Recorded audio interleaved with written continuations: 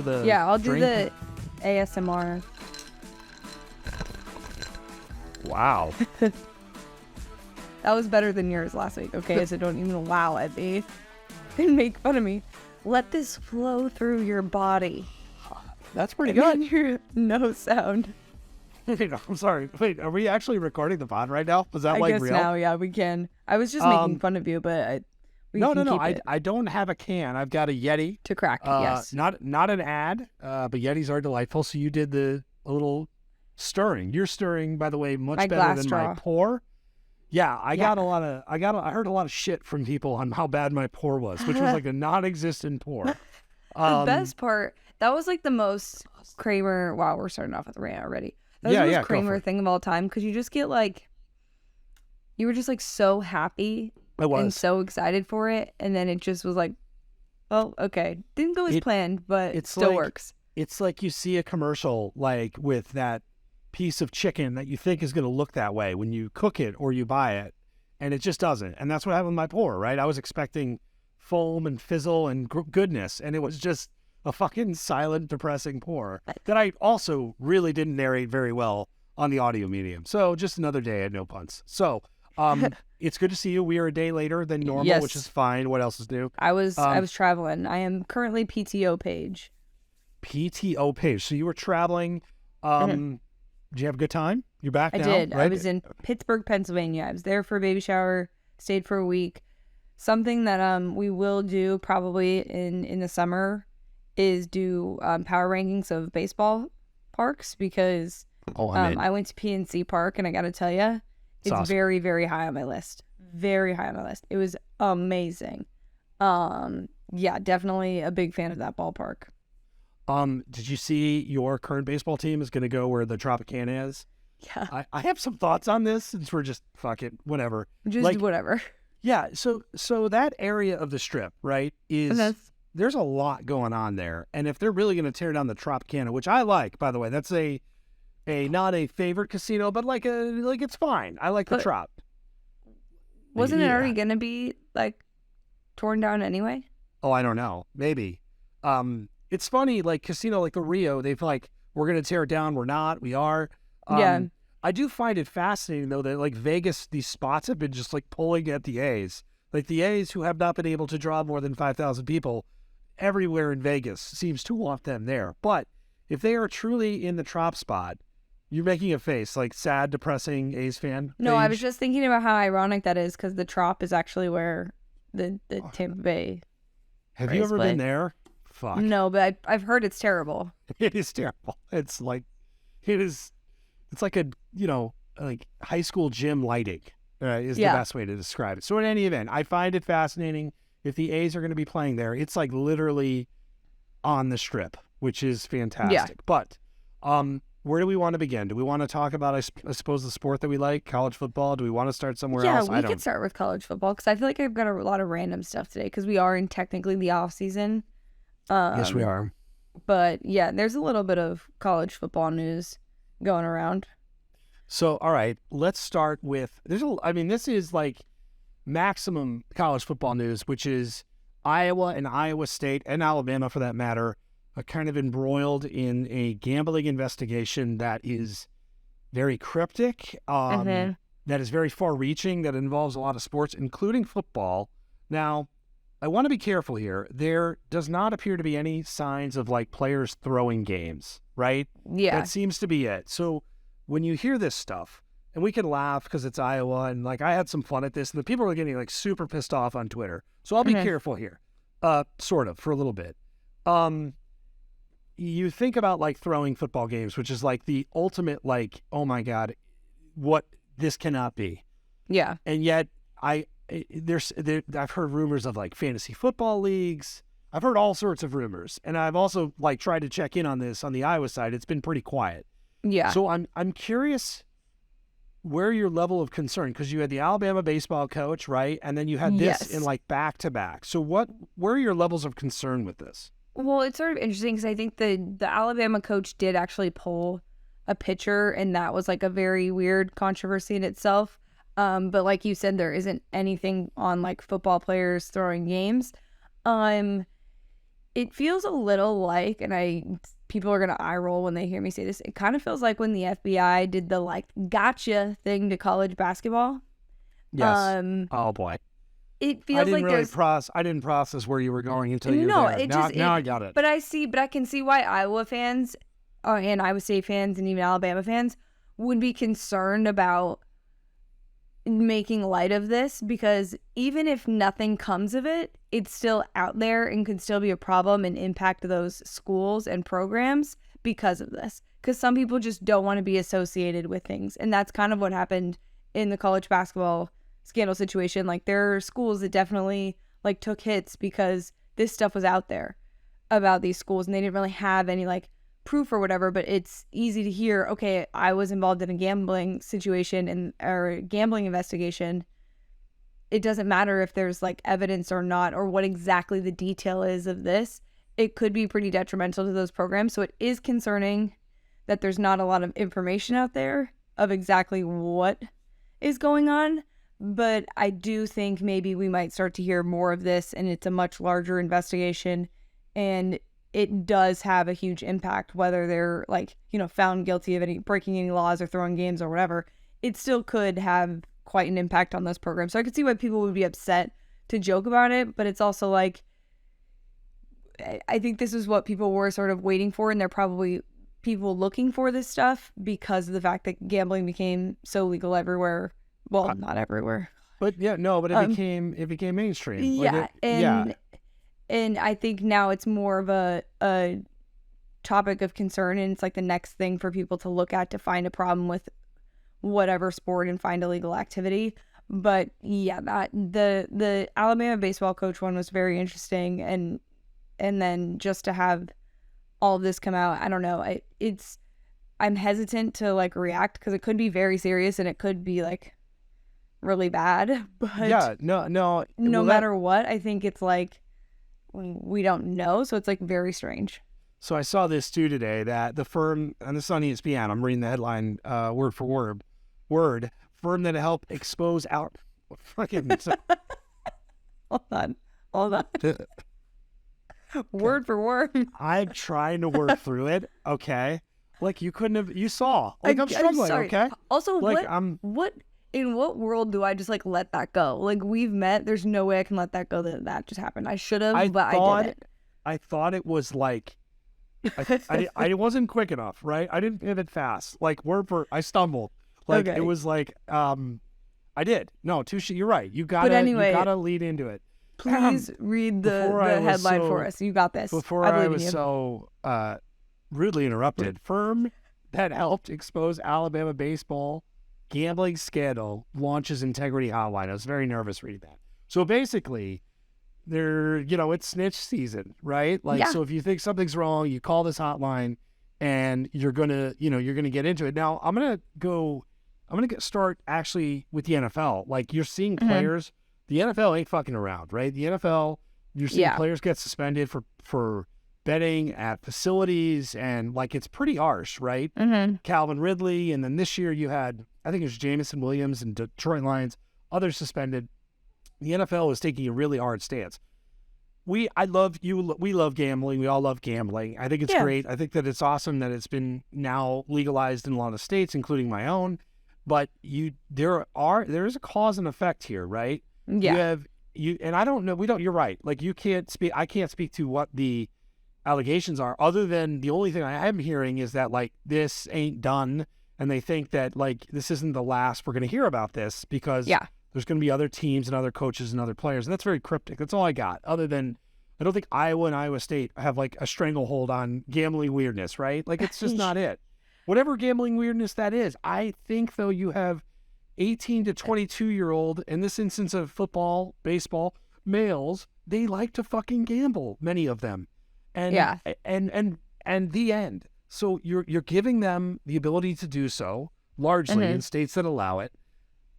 You're going to have some situations that pop up, and I'm curious how this sport handles it, because the NFL, it's like, clearly the NFL thinks this is how the whole thing could fall apart, which is why they're managing it and policing it so strongly. I'm curious at the college level, it's almost even weirder, right? And the stakes are almost even higher because these More are truly complicated. kids. Yes. Well, because even if a kid is investigated for this, that is going to be an issue. Yes. For whatever this is. Yeah, if they're involved in any sort of investigation and they're named in it, it does have a huge impact on their life. And obviously you want them to be responsible, and they're responsible adults and they get paid now and all of those things. But I will say I do kind of like, if it was fake, it wouldn't be Iowa State, that's for sure. Like, it would be like Bama, Georgia, like teams that are good. What are you trying to say? Teams that are actually good. God. Well, here's the other thing I'll say. This is not that hard to find when you have, like, especially like college baseball, right? If you're in college baseball and it's like, there's an influx of money bet on South Carolina State on a Tuesday. Like, it's almost like with stocks, there's too. A trail. Like, there's a trail. And again, this is what we don't know. We don't even know if this is like had anything to do with that. But in terms of information, if you think about how valuable, imagine if we had access to the information that these locker rooms are delivered like daily, hourly. Yeah. It would be a gambling game changer, right? It's why the NFL has injury reports. It's why the NBA has injury reports. And in college, it's kind of like, Lincoln Riley is just going to like sit on this news, right? And it's not even a Lincoln Riley thing. They've got to, I think we're going to have, college football and college athletics are going to have to grow up a little bit as a result of this weirdness going on. Okay, wait a minute. So I actually looked up to see if the NCAA has gambling rules. Yep. It says the NCAA rules prohibit athletes, coaches, and staff from betting on sports in which the NCAA conducts a championship. For example, athletes aren't allowed to legally place bets on NFL or games. That's weird, the language on this. This is Arkansas Online, so I should probably be reading like actual sports wagering. Arkansas Online? Here's the actual one from the NCAA website. What is that? NCAA rules prohibit participation in sports wagering activities from providing information to individuals in any type. Sports wagering has the potential to undermine the integrity of sports. So they're not allowed. So they're not allowed to gamble. So this could essentially just be that they were gambling. So you go to bowl season, and quarterbacks opting out, and these rumors, right? Yeah. Pick a quarterback, pick a player, any player, and you see the lines start to move. It's very similar, right? Like or somebody's injured. There was a couple instances last year, with like Bryce Young, where like Willie won't he play, and like the line goes through it, and like some of it's real, some of it's not. What was the instance? There was an instance I remember with one of the players, like after practice with Bo Nix, with one of his wide receivers, I believe. It was like, we're ready to go without him. I think Bo Nix actually did play, but he was hurt. And like during the time it was made, the line moved like 4.5 points, right? So information is key. So again, we're speaking so generally about this, but I will say as a whole, I think that college athletics is going through like this incredible transformation right now of growing up and becoming more professional. You add in the gambling, you add in the money going into the sport, you add in all of it, an attention. A lot of it's good. Most of it is good for the players. It is. I just want to read the bottom part of this at the very end of this NCAA.com thing. Yes. It says, sports competition should be appreciated for the inherent benefits related to participation of student athletes, coaches, and institution in fair contests, not the amount of money wagered on the outcome of a competition. First of all, attacked. Yeah. Have you ever, buddy, watched a action game on a Wednesday night at 5:30? Okay. Like, come on. Wow. Stooges. Come on. Yeah. That's so lame. It is lame. So I think this is real, and I hope everything is okay. And it does, it would be helpful to get, it seems like there's an investigation going on. There is our investigation, so which is why we don't know more. But I do think it would behoove them to release some sort of information, maybe not names, but just to know, like, what does this exactly involve? And it probably involves a lot, because all these sports are covered. This is not a football thing. Yeah. I made the joke on Twitter, by the way, like about Iowa State football games, and like I insinuated that they were being thrown.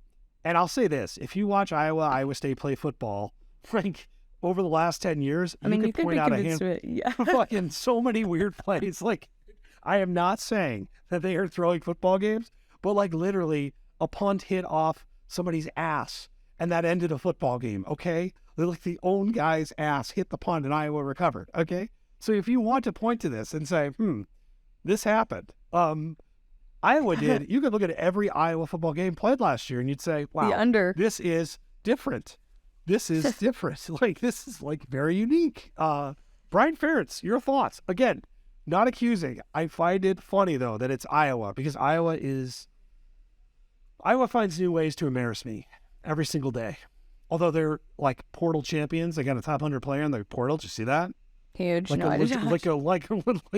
Of course not. Like a legitimate wide receiver who went to Ohio State and then went to Iowa. I don't know. Wide receiver? Yeah. Do they know that requires throwing the football? They do. Okay. But we got new tight ends. We got Cade McNamara. We got Brian Ferentz, who has to average 25 points a game. Like, fucking shit's changing, Paige. Like, just saying. Like, so there you go. So gambling to be continued. NFL schedule. So by the time people listen to this, the NFL schedule It'll be out. Yes. We only have a little bit of it right now. So, yes. What are your thoughts on the parts we've heard and the scheduling as a whole? So the reason I actually brought it up is because they were saying that like New Year's Day and Black Friday are going to be like big games. And I thought that was really interesting that they're going to have NFL games on those days, which are inherently college football and days. And you and I have talked about this. I legitimately think it was last week where we were like, that college football is like very much afraid of going against the NFL. The NFL is like, we will take on anyone. We will put a game on any day of the week and any holiday. Christmas Day, like that's usually an NBA day. I mean, I know there's still football on that day sometimes, but usually that's seen as like the NBA holiday. I find it very, very interesting that the NFL literally is not afraid of anyone. I also I kind of wanted to get your take on this because I like the games that they play in London and Germany, but I'm curious what your thoughts are on those games. So, I'm with you. I'm glad you brought up the Black Friday. It's one of my favorite college football days of the year. Yeah. It's like a sleepy, you're probably hungover. Iowa and Nebraska are going to play like a 17-13 game that's totally fucking unwatchable. And then you get like an Apple Cup in there. You get all sorts of shit. It's a fun day though. There's some rivalry games and you're like gearing up for a really huge Saturday. NFL's joining. I think the Jets are on the Black Friday game, which is like hilarious because this is very Jets centric. I will keep my Jets away from it. I think the NFL is like aggressively telling us that they're going to be teams in Europe that are in the league at some point. Yep. And they're making it they're just making it more normal. And you have a team, I forget who it is, that's literally staying out there, right? For like 2 weeks. Isn't there a team? The Jags. Is it the Jags that are okay? You mentioned back-to-back weeks. So that's kind of a game changer. I'd be curious what the Jaguars think of that. Like, yeah. You know, because I actually recently had this discussion with my brother because we were like, I think like the whole purpose behind this really is for there to be expansion into Europe, and which is awesome. And also the NFL, the tickets for like the game in Germany and in London are like insane. Like people really, really want American football there. I think the other part of this is that you can have NFL teams play in football stadiums, European football stadiums. And I don't want to call it soccer, but we'll call it European football, not to offend the people, since we have many broad listeners, you know? Of course. But there's like, you don't have to build stadiums just yet. If you wanted to get like a whole division that could be out there, there's plenty of cities that would be willing to take teams and have facilities that they could use until it was like a full-blown thing and it was a for sure thing that worked out for the league. But all of the signs point to that being the next step, whether it be 10 years from now, 20 years from now. It feels like the NFL is very much going to expand to Europe, which I think is amazing for one, but also like the fan experience there for their football is so different than kind of like ours. I'd be curious to see like how much people would really like buy into NFL teams there and like really hone in on going to games. I think that it's like it seemed that, look, they're smart. They're running data. They must like what they see, which is why Yeah. they're doing more of it. I want more baseball games in Mexico, by the way, because the Yeah. ball just like goes 1,000 feet and it's like over at Baseball Game City. You mentioned another point too, by the way, the Christmas Day. The NBA has Yeah. become the Christmas Day, like they own it. Mhm. And the NFL here, and it works out schedule wise. Just like, oh fuck this, who cares? And they're right. I like the NBA, but if the NBA is on versus the NFL, I'm like it. And this is me. I don't know how you feel, but like there'll be some compelling games in the NBA, and the NBA can get clever and start games on at like 10 Central and do things like that, right? But if you're like the fact that the NFL, you're right, you said it, just doesn't seem to give a fuck about what's on because they know they're going to be the dominant story and they can expand their footprint. Yeah. It's pretty amazing. Like it's pretty amazing. Like Well, and yeah, I for mean, the NBA, even you're concerned. yeah, definitely. I mean, if you're every other sport, it's kind of hard to compete with. But the other part of that too is like I'm sure they're seeing numbers of the NFL games that are played at like what 4 a.m. our time, Yep. like West Coast time. Like people are still watching those NFL games. So like Crazy. that's nuts that, you know, that's still very much a thing. So I think it's cool, but yeah, I'm excited to see the rest of the schedule, but it was interesting to me that we had just talked about the fact that like college football definitely tiptoes around with their the new playoff setup around the NFL, and it seems like the NFL is just full blaze ahead. I realized that Black Friday I'm going to have Jets, Iowa, like at the same time, which is not going to go well, most likely, right? Two very disappointing football teams that could disappoint me on the same day. And I don't think that happens very often. My two teams, like, that can really, you know, ruin Tense. like a hangover. Iowa Jets, like, bring it. And yeah, it does seem like the Jets are going to have like a bazillion primetime games, like for better or worse. They are. Terry, like it's kind of weird. As a fan, it's just like noon Sundays. I'm there. Oh wait, we're playing the Chargers. Okay, at 3:00. No, the Jets are going to be featured prominently, which I'm ready for. You know me, I'm ready for disappointment per Yeah. usual. But I will it's also fine. say that watching, because I was in Pittsburgh for a week, watching sports on East Coast time, well, I'm not made for it. I am certainly not made for it. I am such a grandma. I love to go to bed early. And having to stay up like past midnight to watch games was NBA playoff games was really difficult. I'm not gonna lie to you. 10 p.m. starts. Whew, Well, that life ain't for me. I love it, by the way. See, I thrive in like Lakers Warriors last night, starting at like 9:30 Central. That's I'm hilarious. like, fucking bring it. I would much rather, and this actually makes a lot of sense. I would much rather games start very, very early. So like that's why I watch F1. I The would Premier argue League. though, I'd love college football to start at 9 a.m. for me. Oh, it's the best. It is Yeah, the that- best. It is so that's- great. That's where I'm kind of like, this would be amazing. Like that's where I'm You drink in. your morning coffee and like watch football. So like you Oh, get yeah. up, do your morning routine, come back home and sit on the couch for 14 hours, sip your coffee in the morning. It's just the best. Yes. Okay, let's talk really quick about Jimbo Fisher. So Jimbo Fisher, in talking about TCU, this is the quote. They stayed healthy. They had a lot of experience. And they got to where they had to get to. And then when they got to the SEC, it changed, didn't it? So this goes nuts on Twitter. Every time Jimbo Fisher says anything, it seems to go nuts on Twitter, which is fine. I like that. Okay, I'm going to take a different stance than maybe you think I'm going to take on this. I kind of like that Jimbo Fisher is stirring the pot. I think that Jimbo Fisher has provided an endless sea of content for us over the last 2 years. The feud with Saban, tremendous. I missed that. That was great. That fueled our pod for like a month, right? It really did. You know, that fueled. So like, I kind of like, now, should Jimbo Fisher be saying anything given the state of his team? Yeah. No. I think he's saying that health matters and quality of players at some point is going to bite you. I get what he's trying. And I am also, I tease this, like I'm kind of getting ready to do the A&M thing again, Paige. Like I'm getting ready.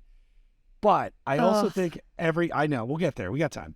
I also think every time he opens up his mouth, it gets It's not good. It's largely No. not good. So I just wanted. What do you think? like if even if this was like Brian Kelly, I'd be okay with it. Like maybe like actually win in the SEC like consistently, and then you can be like, oh yeah, SEC, woo! Like you're riding the coattails of everybody else right now, Texas A&M. Like, why are you speaking on this?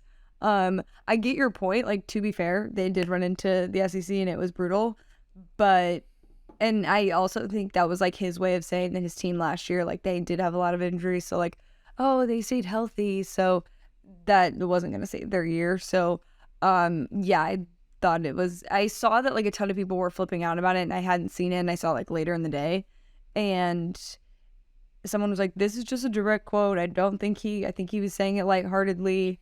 But yeah, I mean, it's off-season talk.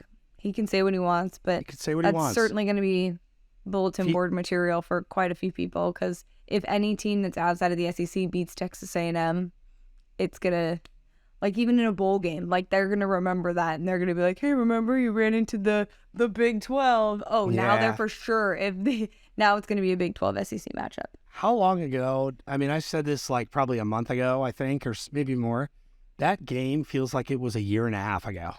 That It- championship game. Like, maybe I just, again, I want to bury it. It didn't happen. Like, it didn't happen. First I was talking to somebody about that, and I was like, "Yeah, the championship game was in." I was like, "Wait, where was the championship game?" And I was like, "LA, that's right, we did go there, and that's It what happened." rained. Yeah, but speaking of that game and the champions, they have decided to forego their visit to the White House due to Yes. schedule conflicts. I see what you did there. You're kind of leaving it open. Yeah, I mean, here's my thing. No matter what, if someone was like, "Hey, you're invited to the White House," I don't really care who's in the White House, I'm going. I'd like to go see the White House. That's a once in a lifetime opportunity to go into the White House.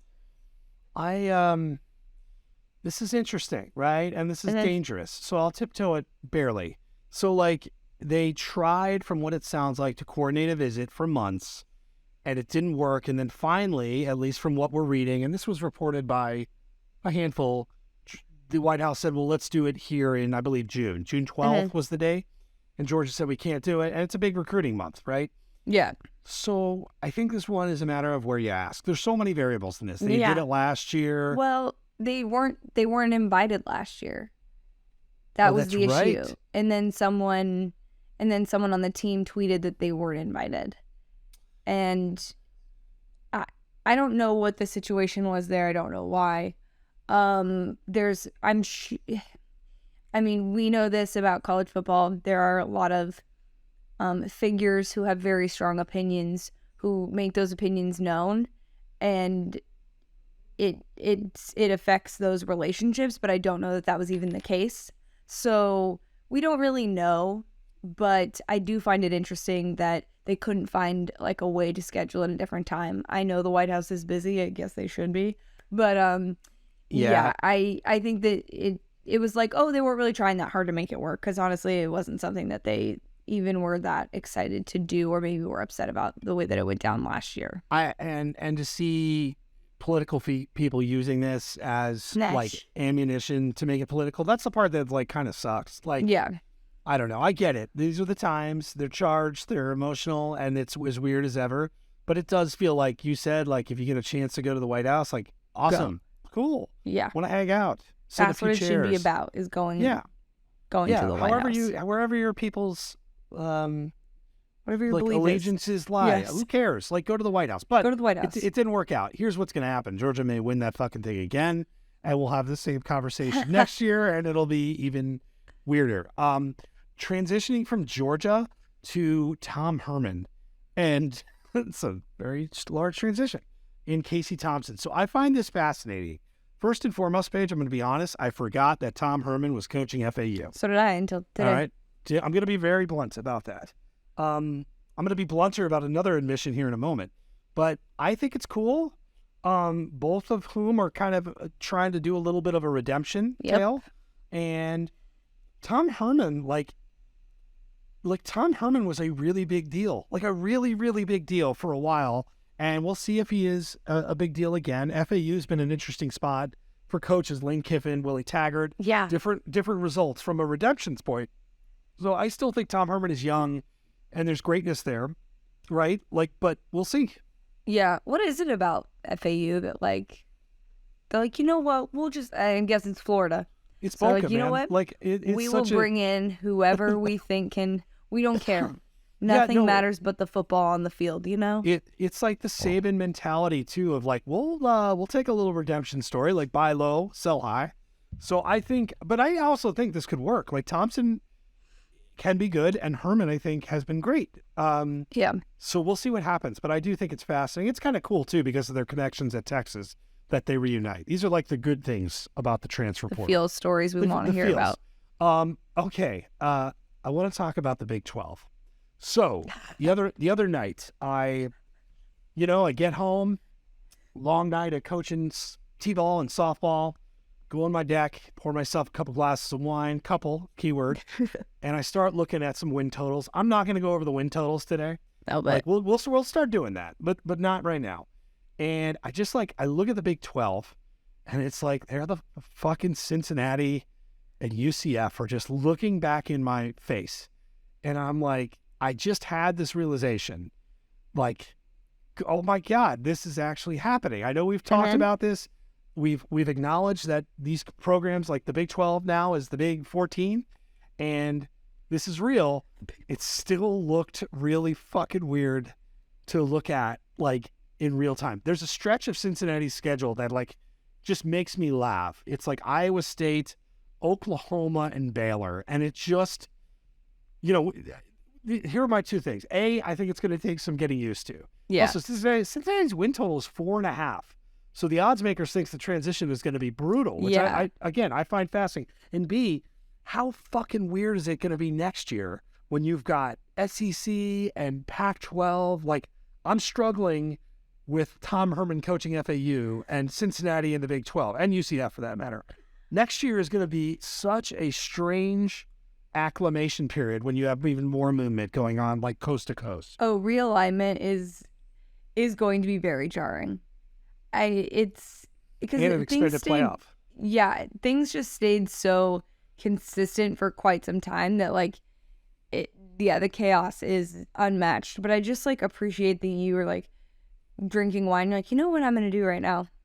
Instead of just like pondering and like looking off into the like sunset, it's like you are thinking about college football win totals, not only just win totals in general, but in the Big 12 specifically.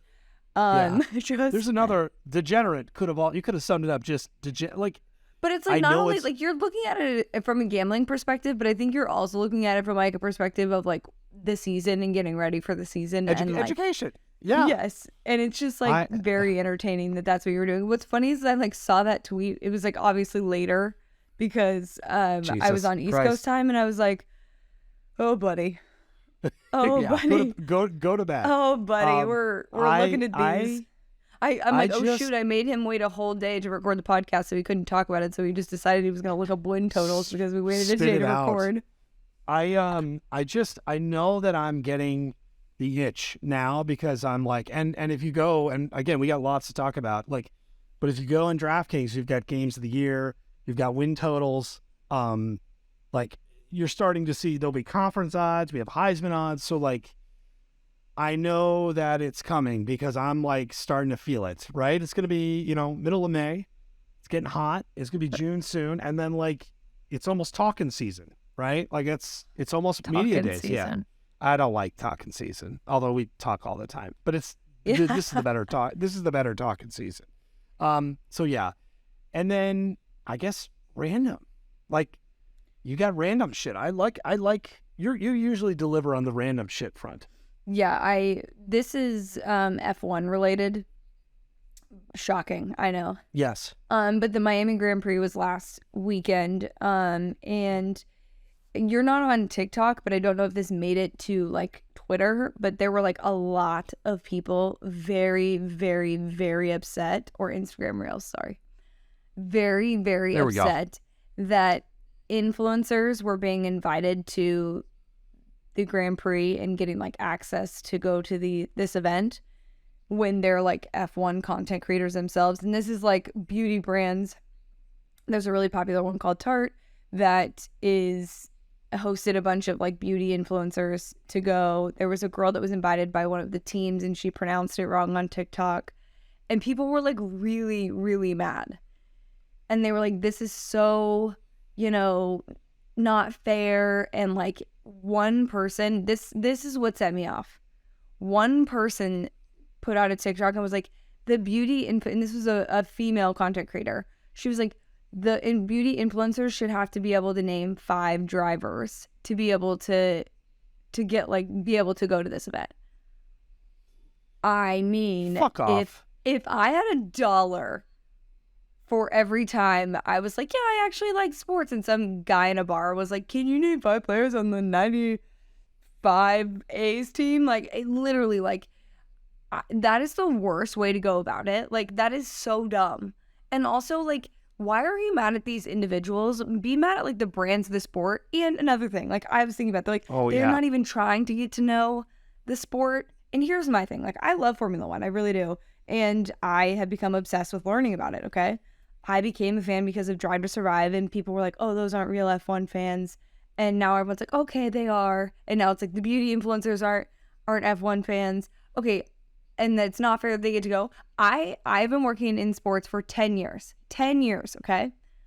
I would love to go to the Super Bowl.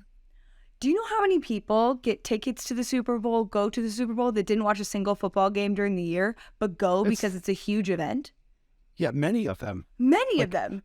It's an event. Like, That's why the are spectacle. you don't see me sitting around being like, I don't get to go to the Super Bowl. Like, and creating content about that. That bothers me so much. I understand being irritated and I understand bringing it up, but just the like constant complaining and then criticizing other people and what they deserve and what their opportunities, especially women criticizing other women, just like really bothered me. And I thought that it's been a week and I have not been able to let it go because it's like, it just irritates me all the, like, I like Fired Up Page. What? Yeah. I don't know. Fired Up. We haven't had a good. So UFC had this like after COVID because UFC like took off in COVID, and to the fan points of like, oh, these are fake fans. These are new fans. They haven't been here, and I don't know. I think F1 is doing they're doing a lot of things right. So you're going to try some shit that's not going to work, or you're going to try some stuff that's not going to that's okay. Like, this is all part of a growing, hugely exploding brand. Like I don't know, and shit happens. It's also like a part of sports in general. Like, this is how it works. Like, also, F1 has never been like super like inclusive as is. Like, it still did cost a lot of money before even Drive to Survive to go to these events. So I understand the frustration with the popularity and all of that. And like, to be fair, like, these creators definitely should have made content pointing this out, but directing it and tagging F1, tagging the teams, the invited beauty influencers, tag the company that's a beauty company that just wants to be at this event to be seen.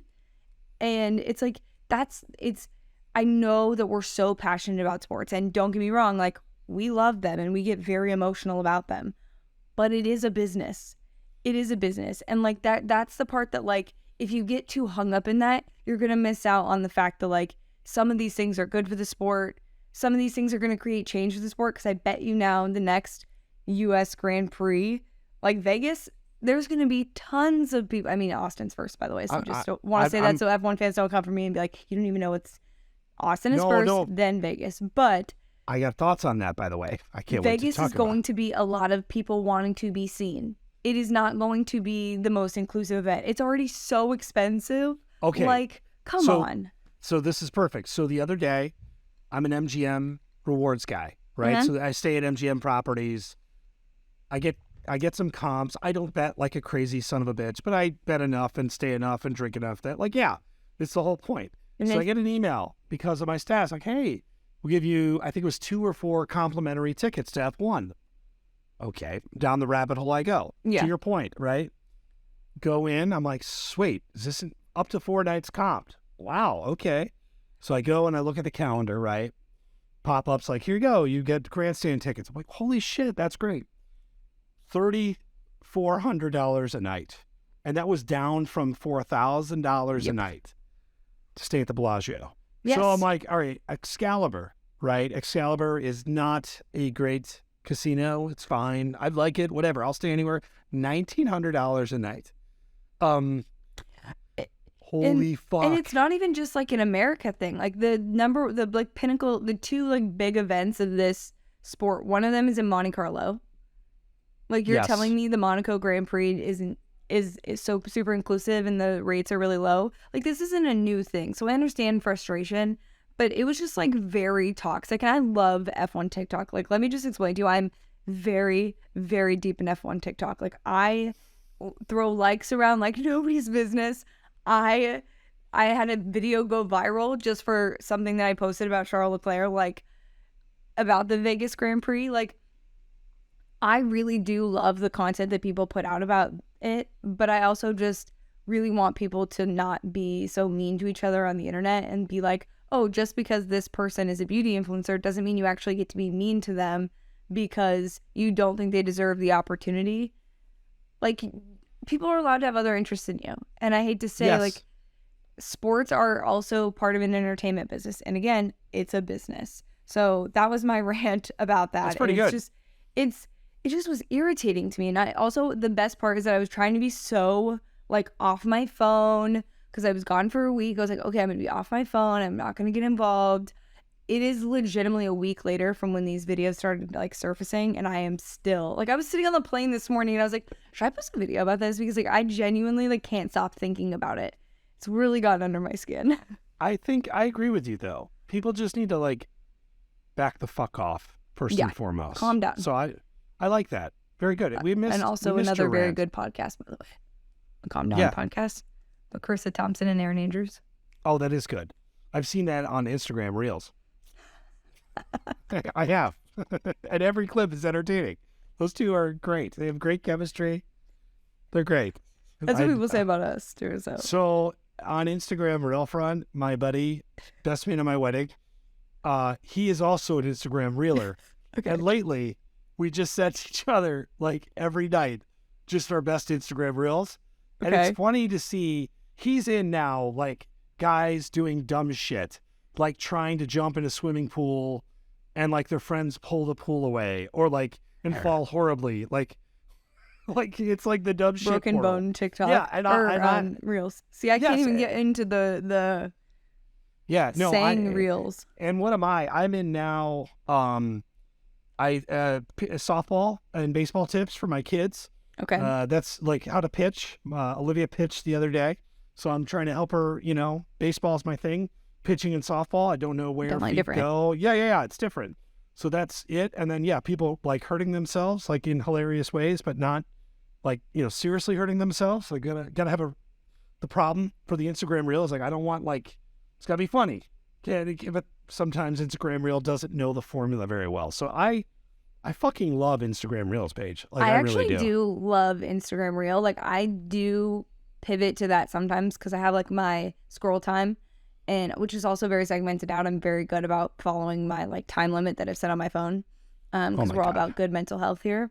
But I'm curious like what the ratio of our listeners would be of like TikTok or Instagram. So like we should probably post something and be like, maybe even this. Are you a Reels person or are you a TikTok person? I'd be very curious to know like what our listeners are. Because I like both. I really do. I like TikTok for the sounds. Oh, but I do have a bone to pick with TikTok. When you download your video from TikTok, it messes with the audio. So if you do like a voiceover, it like makes it look like you didn't get it right. And the whole reason I love TikTok is because I actually think I'm pretty good at the voiceovers. I've been told that, so I'm not just like bragging or anything, but My God. but when you download it, you can't post it on like Instagram because it messes with the sound. So you have to record it separately or not put it on both platforms, which is their strategy. They want you to be using one app. Yes. So like Instagram wants you to be using Instagram to make Reels, and TikTok wants you to use TikTok to make TikToks.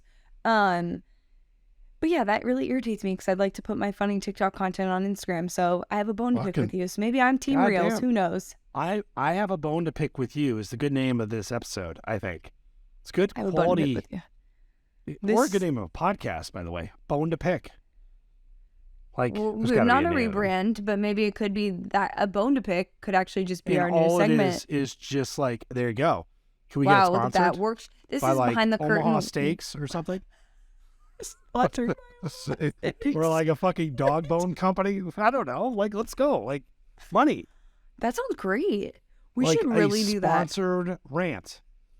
But then we got to be careful, right? The rant's got to be like, who's going to want to sponsor a rant? You'd they're be like, surprised. There's like Omaha an entire Steaks? company. There's an entire sports media company that's basically people ranting and saying obnoxious things on the internet. So I think If you I think own we a could company find a that niche. sells Halloween skeletons, like, talk to us. Like, perfect. Spirit Bone- Halloween store. Yeah.